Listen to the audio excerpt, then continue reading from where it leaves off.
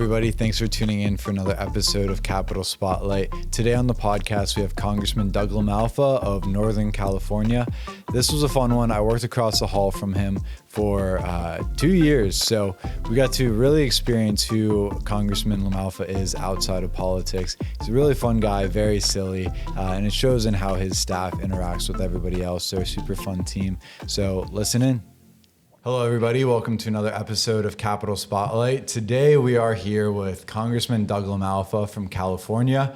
Congressman, welcome to the show. Thanks for having me, man. We're very excited to do this one because I've gotten to experience you a lot working across the hall from you Across before. the hall, yeah. So we know you guys are some troublemakers over here, so we figured this would be a pretty fun interview. Yeah, only a little, yeah. We Just a little? try and mix it up there with the hall mates here. So yeah, it's part of the shtick of not going crazy in this place, right? For So, sure. yeah. You definitely keep it fun and light, and this office is always having a good time. So we're very thankful for that. And so could you just fill us in a little bit, first off, about who you are, where you come from, and how did you get here?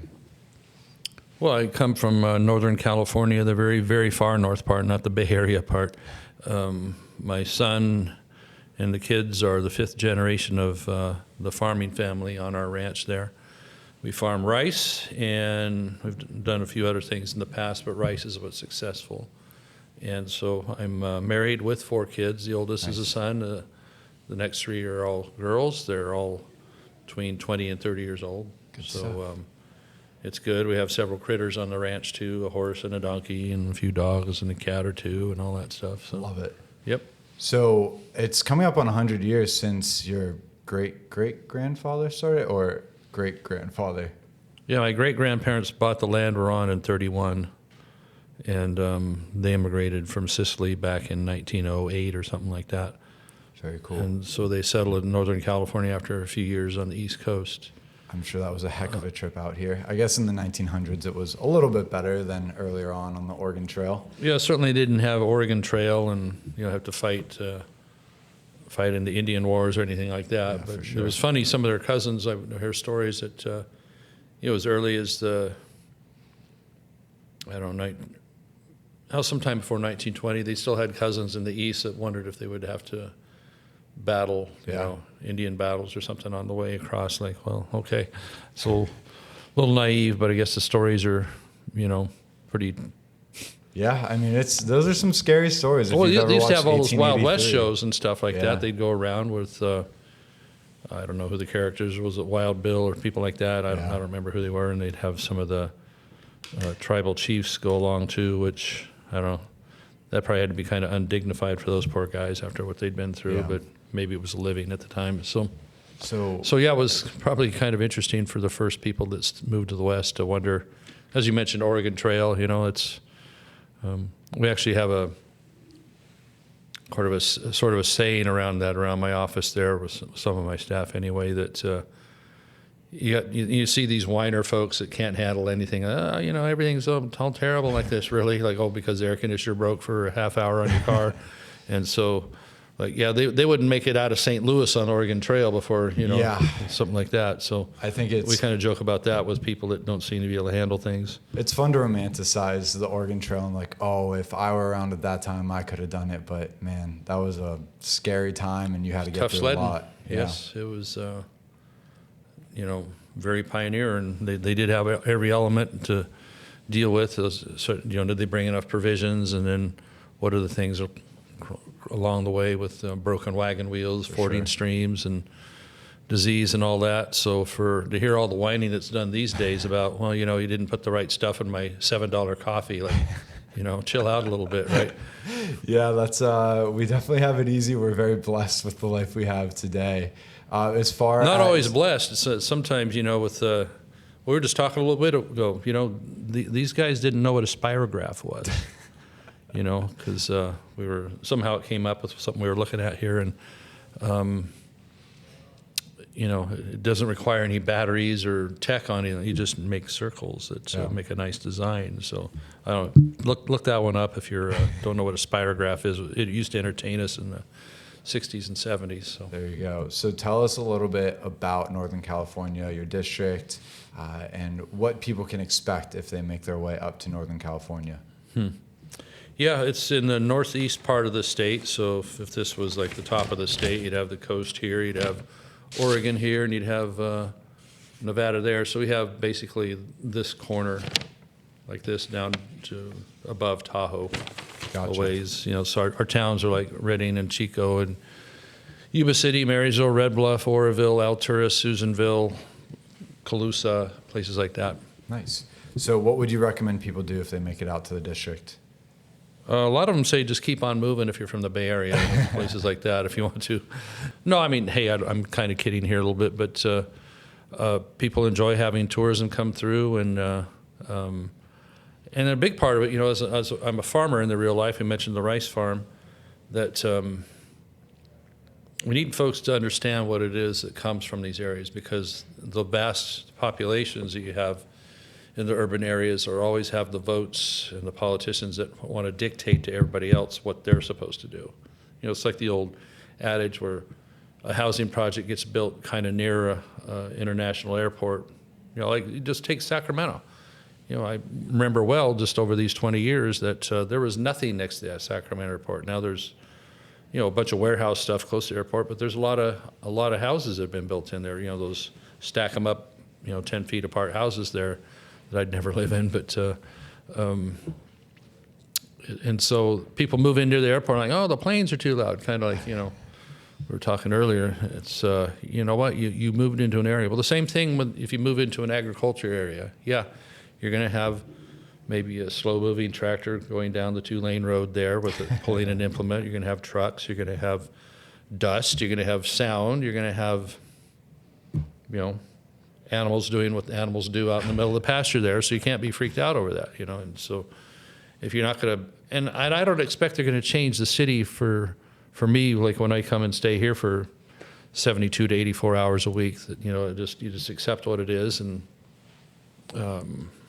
meld into it. They're not going to change it for us, and why should they, right? I mean, they should change it for the better for their own people, their residents, and make it good for everybody, but so that's the battle you have with the regulations that come out of Sacramento and Washington. Like, does anybody even know what they're regulating here? Yeah. You know, so. So help people understand better what life in Northern California looks like. What does it look like for you before you started to get into politics? What was a regular day on the rice farm? Well, of course, it depends on what day of the year you're in. For sure. It's a seasonal thing with yeah. you know, you start in the spring with preparing your equipment to go out and till the land, and it's a real hustle there for about 4 or 5 weeks to go from hopefully dry land after the rainy season. You know, you got all winter there. We don't get snow where I'm at. It's a rarity, but you get a fair amount of rainfall depending on the year. For sure. And so you got to get it dried out by hopefully mid-March, late March, and go out there and start tilling. And for farming rice in Northern California, your ideal planting dates are like from May 5 through May 10th, but you know, the period extends from say April 25 to May 20. That's the ideal window. But you have guys that'll, you know, if they're really late for some reason because of wetness or whatever, they'll plant it on May 35th if they have to. They don't want to call it June, you know. So, and you know, a lot of neighboring areas have a lot of different crops too. We got prunes and peaches and walnuts and almonds, and of course all the field crops that do adapt to our area fairly well if they have the right soil. So for us farming, it's you know, go hard in the spring, get the crop in, and tend to it during the summer, and drain the fields. Our rice grows in about that deep of water. Okay, gotcha. During the season, and so drain it off middle part of August. Hopefully the fields will dry out nice so they're firm enough to go out with the farm equipment and capture that rice, you know. So I got some of it sitting around the office here, but it's out of reach right now. Got some. Here's some almonds for you right here. Nice. That's a big deal. I'd love to see it in our area. And California grows the vast majority of the almonds that the U.S. uses, as well as many other crops. 90 to 99% of certain vegetable, fruit, and nut crops come from California that Americans consume. Yeah, I think so I'm constantly driving that point home on the floor and in committee and stuff. I think people don't realize just how big the like Central Valley is in California and how much agriculture is done there. It's really the breadbasket and I guess fruit and nut basket of a lot of the country, even the world. We export a fair amount of almonds too. My family used to be involved in an almond farm, almond ranch up north of Chico too, but we kind of traded out of that, so we'd be all rice. So I have a question for you. I'll try to say it the way you say it. I'm an almond guy when I say it, but almond milk. Are you a fan? What do you think of that world? Well, the dairy men that produce milk from cows, they're not big fans of that. Yeah, for sure. Because it isn't a milk product; it's a byproduct of the almond nut. And the other, there's oat milk, as they call it too. None of those are milk. So that's a battle for them to figure out. There was legislation a couple terms ago, I think, called the Dairy Pride Act, and I tease them, what's that mean? Rainbow-colored cows, or that'll probably get me in trouble, but I don't know. But it means that they just want to have identified that the milk is from a dairy product and the others are byproducts. So, but I don't know how would almond juice sound to you if you said, hey, want some almond juice? It doesn't sound the same. Would sound very good. So they're fine products, and there's a lot of people that can't handle the using some dairy products. It seems like there's more and more too. People getting more and more allergic to stuff, and that would bring into another conversation what this new administration. I'm actually pretty excited what Robert Kennedy Jr. is looking at on that. So we were just kind of chortling about yellow dye number 6, and he'd made a speech about that the other day on what's in that stuff. Like, when you have a simple thing like a package of Cheetos, right? Yeah.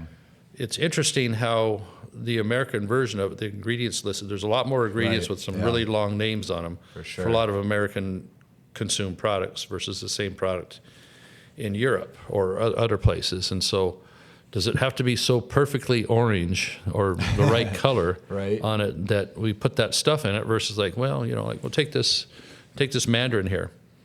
Now, some might say this isn't perfect enough because it's got some green on it, that it wouldn't be good on the store shelf. So they're going to spray some stuff on it or have it sit longer in a condition that'll make the color ripen out or whatever. I had a few, of these and brought them back from Florida with the other day. We were down on a ag hurricane disaster tour over the weekend to see what they're dealing with. It's got to be interesting for you, seeing yourself yield food straight from the source and being very sustainable there, to approach it from a perspective of how processed a lot of foods are today. As a farmer, how do you wrap your mind around that? I think a lot of farmers could say through processed foods or through different practices, it helps us create a better yield. Would you agree with that, or would you like it to go back to a more natural sense? Well, you're kind of,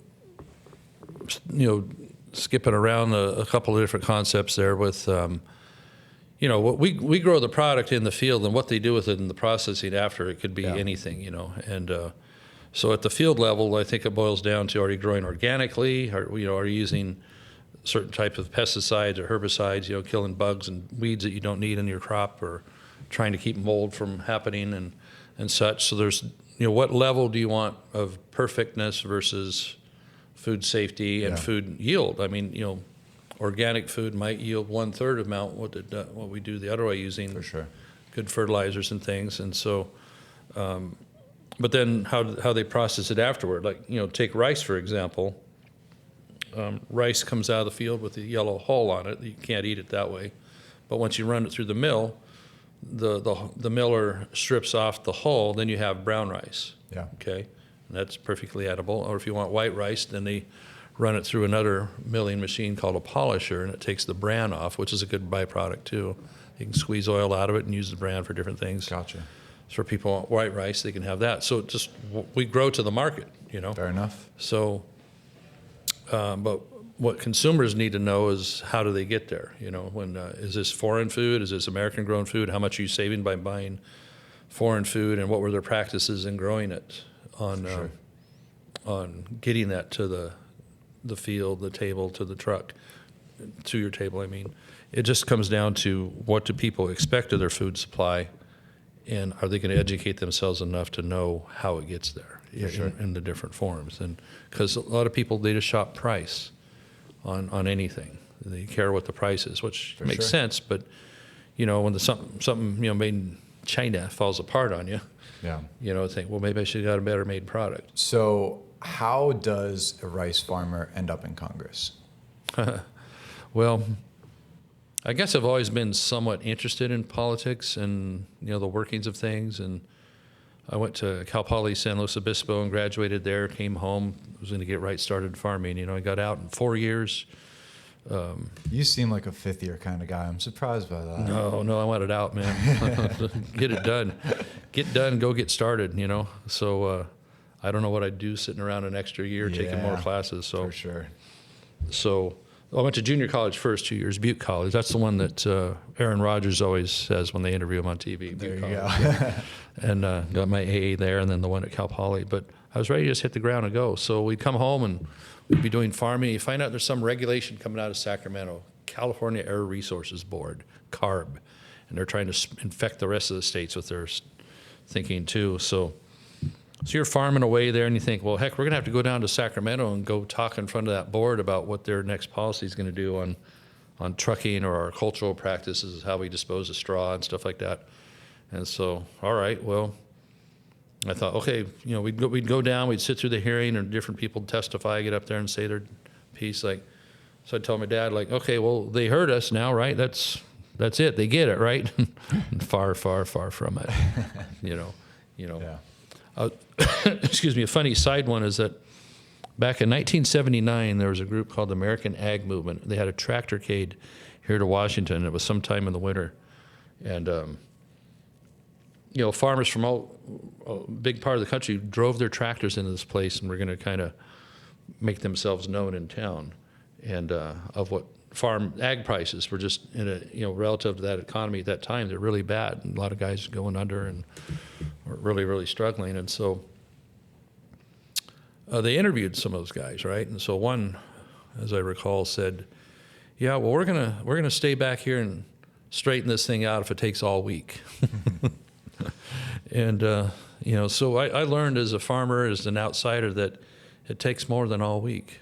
Yeah. It takes a constant, vigilance, really, to make the regulators understand what it is we're trying to do. We're just trying to provide good things for you. For sure. Food and fiber for your clothing, and for our forester friends, they're the loggers, to build the buildings you need to be inside at work and to dwell in at home. And, the U.S. and our regulations here, they're, a little heavy-handed, but by and large, when they're right-headed, are still give us the safest and cleanest food products and every other product anywhere in the world. And so that's part of the battle of why I do this stuff. Yeah. I guess to sum it up, I'm a farmer who has a little bit of expertise and knowledge that I can apply to this place, and I'm willing to do it. I'm not here because I love being an office holder and wearing a tie. I mean, it's cool, but there's a mission here, and it's about existing in our rural areas, our rural economy. And most of the stuff people live off comes from a rural economic situation, the mining, the timber, the logs, the farms, the ranches, and even some of the manufacturing. I know the urban areas got a lot of the manufacturing of the stuff hauled to them, but you get it. There's a chain there, and people forget that a lot, and they vote for these politicians that are actually hurting their own interests by making it impossible to get things reasonably priced or have an energy stream. Two main drivers of inflation are massive government spending, just eating up the money supply, and then the cost of energy skyrocketing has driven the cost of everything. It isn't just your light bill here, it's also everything that has to be produced to get to your home, the table, the chair, the food, the cost of energy. To grow my rice, the price of my diesel doubled and the price of fertilizer tripled before the 2022 crop year, I think it was. And well, that's great. I'll just pass it along, right? Yeah. Or maybe you don't, because ag products are such a kind of a flat line on price, and a lot of farmers farm at a slight loss over time. So anyway. Well, I'm sure all the farmers out there that are still doing it are very grateful for you playing the long game out here so they can keep doing what they're doing. But to switch topics a little bit, anyone who's interacted with the LaMalfa office usually gets to experience some of the silliness and like fun people that go on here. And I think that kind of culture has to start from the top. So what are you doing to create an atmosphere where you have happy and fun staff that don't take this place too seriously? You just said it. You don't take this or yourself too seriously here because, you got to interact with people, right? And that's how you're going to have a level of success, is just by being normal to them, and instead of thinking because you have a title or that your staff has, a title with a, gold leaf eagle on it and a title too, that there's some big deal. Like, no, here's what you notice, right? When somebody has to leave office, due to death or losing their election or scandal or whatever, it isn't 30 seconds. The body hasn't even started to cool yet, to be, kind of blunt. And they're already talking about who's the next replacement going to be. In 2 years, nobody can remember your name. And so if you got all your eggs in the basket of, like, this is your identity, then you're going to be pretty disappointed someday. For sure. And so, and for staff, the window of time for most of them is, their early 20s to maybe their mid-30s, and they finally reach a level. Not everybody can become a chief of staff or the legislative director, the capital director. So a lot of the folks that don't quite reach that, they go on to find other things on the outside. So all this stuff's very fleeting. You can lose an election, you can, anything, and so you might as well have some fun. So I don't like uptight offices. I don't like, we call them staffer pukes. When they just think they're really full of themselves because that's how their member acts, Yeah. So we don't deal in that. So it's just whatever the levity is of the day, I'm a guy that tends to hang nicknames on everybody, So most everybody has one, unless some people they just can't think up one for. But by and large, sometimes you just make fun of people's laughs instead. You got a good one, pal. So, yep. Yeah. So that wasn't one of the really funny ones. Like when it gets really going, like it's like, yeah, pretty good stuff. So across the hall there, yeah. But so we've tortured the previous office across the hall, our colleague from Pennsylvania. There, we'd actually part of our initiation process. We just have a set of these Nerf guns, or they have the little ball. I think they just came in and did a drive-by in our office. If you remember Toy Story, I think they attacked Zurg with one of those. He attacked with anyway. I have kids, yes. So and I initiate the new staff sometimes, and we went across and did a Reschenthaler across the hall there. We just kind of bust in, pop, hit him there and stuff. It's just to keep it, Well, that started. But he knows that I'm war. Sicilian there, so he's kind of worried there might be a hit. Yeah, I guess I didn't realize that, but now it makes perfect sense. Just carrying on your ancestors' traditions. Now, Guy, his gang got even with us one time. They did a nice thing. They brought us donuts from some special place in Pennsylvania. Yeah. Would you like me to fill them in on that? That wasn't a pun with the filling part. But do you want to do it? Yeah, there was a special filling for us that one day. So to get the office back for their jovial antics, Guy had the idea one day of, hey, why don't we get them donuts and put mayonnaise inside of them and give them to the office? Not mayonnaise, it was mustard. Oh, it was mustard. You're right. Someone else said mayonnaise and it messed me up. It was mustard. They threw you off, yep. Yeah, and so I was like, I have the perfect place. There was a bakery in our district that we love, and so we luckily knew the owner, so we called him and we're like, hey, could you do us a favor? Like, can you make? We explained that you guys are goofballs, and we wanted to make these special donuts. And so next time he was in the district, he picked them up, and so we brought him in, and I brought him over to the office, and was just like, hey guys, like, wanted to give you this gift, and Guy wants a picture of it.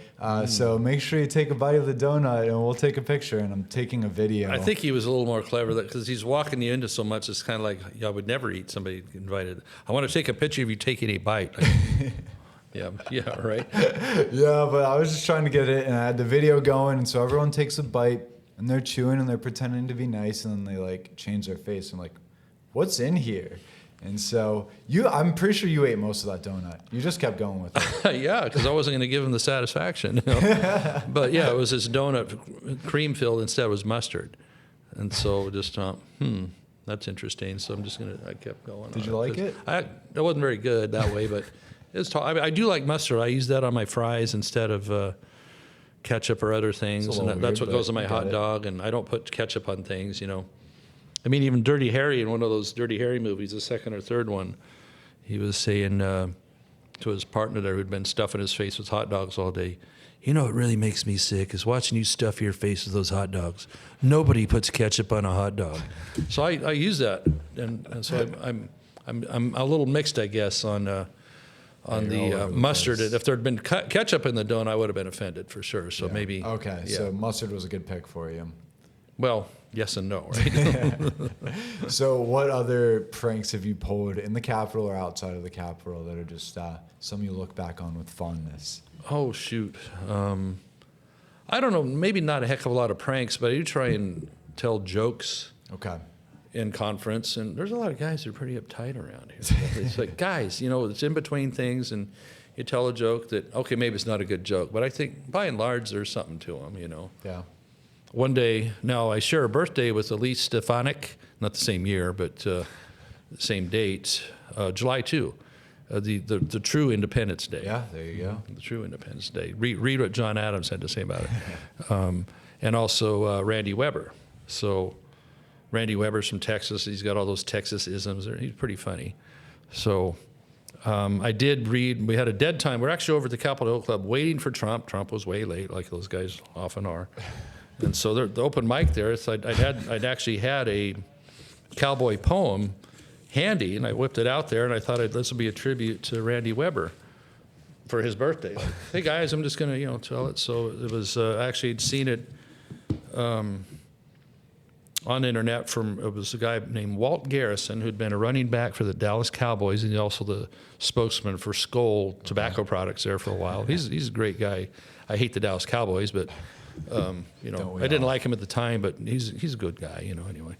So he's reading this poet, or this kind of poem there. You can find it on YouTube or something. The Walt Garrison cowboy poem. It's really, really funny. So I thought, well, I'm just going to read that off, and in tribute to Randy. And he liked it, but other guys still like friggin' loosen up, you guys. Come on.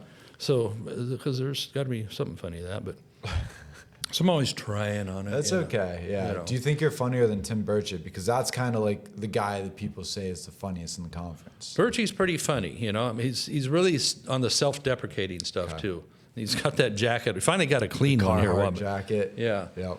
Yeah, I tease him about it because that company brand was doing some liberal thing. They're like, he's going to keep wearing that brand, dude. Like some of those outdoor companies are always hyper environmental on their stuff, but. No, he's a pretty funny cat there, and so I sometimes when he's interviewing down the hall, I'll pretend him to give a shot to the ribs, if you know that story. Yeah, there was a little hype over that deal, but no, he's pretty funny, but very self-deprecating. Like, yeah, my daddy, he raised me back when we were in Tennessee, so. It's a great Olivia Beavers article on Tim Burchett being a comedian in Congress. So. Oh, I got one for Beavers too. Yeah. Oh, there you go. Yeah. I won't tell it here, but it's not a bad joke. It's just it's something that's inside. But so I'll mix it up with them too. Good. So on the press, I mean, so I did kind of tease her and give her a hard time because there's people actually in our conference meetings that are almost like they got a live tweet going with them telling what they're talking. We're talking about inside our own Republican conference. Yeah, right. For some reason they're tweeting it out, and Beavers always would have it. It's. Not real cool. Like, well, it's my job. Like, yeah, kind of, but that's kind of riding the line a bit, but whatever. So, but she's a friend. I like her. I think Olivia's great. Okay. She's a fun one. Yeah, she is. As far as one last thing to wrap it up, what do you want people to know about you that we haven't talked about outside of politics? Like, who are you? Who is Doug LaMalfa? For all the, hijinks and pretending and asserting and knocking people over to get the cameras around here, it's really just pretty basic that what the founders put in place was about as good as you can do for human beings to set up our form of government. They were flawed, but all humans are flawed. Only our Savior is perfect. So I think I think we just have to try and uphold the good part, the dignity of what those guys are doing in that hot summer in the Independence Hall there when it was the Declaration and then later the Constitution. We got to try very hard to emulate the thought process. That, again, these are imperfect guys and they had things going on in their lives that weren't always the greatest. But the model they were setting up was equal opportunity for everyone, no matter who you are. And that your opportunity for succeeding, your opportunity of your religion, your opportunity of maintaining what's yours, because what you have is yours. It doesn't belong to the government, So life, liberty, pursuit of happiness, and the fourth one I add is what's yours, your property. And that's constantly, there's a constant threat to erode that. There's a constant threat to our Constitution by people that want to erode that and say, well, we'll look at it different now. Or in California, there's one called Proposition 13 to protect people on property taxes. And they hated that from day one because it limited government on taking people's money and ultimately their property. So it really comes down to basic liberty, and that's what I'm for. But the politics affects you, as my trips to Sacramento. A friend of mine says, if you're not at the table, then you're going to be on the menu. You have to speak up. You have to have your side set on that. And ultimately, I think the facts fall my way on the things I stand up for. I'm not perfect. I don't know it all. I'm not saying that. But, it's just math and physics and logic and reason that are the basis for how you make decisions. Now, when we got a 1,200-page bill that's been foisted on us in the last 24 or 48 hours, if we get that long, that's not good quality decision making, Sure. So doesn't leave a lot of opportunity for debate. So what's in there? So it generally is going to draw a no vote from me unless we're like in some between rock and hard place or whatever. But it's not a good way to govern, and so in the daylight is how it's supposed to be. When we talk about how we budget around here, if we can actually sit down and get through all 12 of the appropriations bills and put them across the floor and the Senate debates them, that's a much cleaner way of how we spend the people's money than this omnibus stuff at the end of the year or a continuing resolution, which is just a rubber stamp with a date change and you add 3 more months. Yeah. That's a terrible way of doing business. But, we're all in this, and I guess I have guilt too of being one of the 435 that is part of that, but we all, many of us are really striving to have it be better. And, at the point we're about to, I don't know if you know Thomas Massey, he wears this little debt counter. It's like, it's rolling this fast too on his lapel, and it says 35 trillion and 0.8. It's probably 35.9 trillion from this week. And the word trillion shouldn't just roll off the tongue easily. Okay. Yeah. Somebody around here had the deal. Let's just mint a couple of $1 trillion coins, and we can spend them. Like, well, there's nothing behind that, except for the next generation. So It's really the liberty, the freedom for us, the next generation that's watching what we're doing, and the ones after that, because we're a great country, not a perfect country, but the model we have is about as good as people can come up with. For sure. Inspired by God's values. And if you hold to that, Adam said, I think Franklin was asked, what'd you get there? And it's a republic if you can keep it. And Adam said, this form of government can only be really operated well by a moral and godly people. Yeah, absolutely. And I think so, that's... and the farther you get away from that, the more it gets selfish and the more of this and more of that. And then you have to get, a benevolent dictator or something, Sure. So yeah, you don't I get think those. that's a great place to end it is capitalism and democracy works when the people at the top are moral people, and it has to trickle down to the rest of the society. But we're not a democracy, we're a republic. Democracy is only on election day, right? Fair enough. Yeah, I'm sorry, had to Johnny know-it-all This there. guy. But it's like, he's a congressman. it's fingers on the chalkboard when I hear our democracy. Like, no, the closest is election. In California and other states, we have these referendums and initiatives. That's kind of a form of democracy, but but it's important. You have to. You got to stick to those principles and not let language. If you want to look later, I got a whiteboard in there of all the words we're not allowed to use in our press. All right. Because it just, to me, obfuscates what you're doing when they have all this fancy language that makes people either eyes glaze over and not pay attention anymore, or read the press release, or it bores me when I read it. So I try to have it be very, open and easy to understand information on that. Gotcha. And keeping it brief is good too, and that's some of my fault, is I don't always keep it brief because I want to explain it all to everybody, from how do we get there? Well, it started here, and this is where we are, and this is what we got to do to fix it. So that doesn't always go fast. Well, Congressman, we really appreciate you coming on today. Thanks for taking the time. Okay.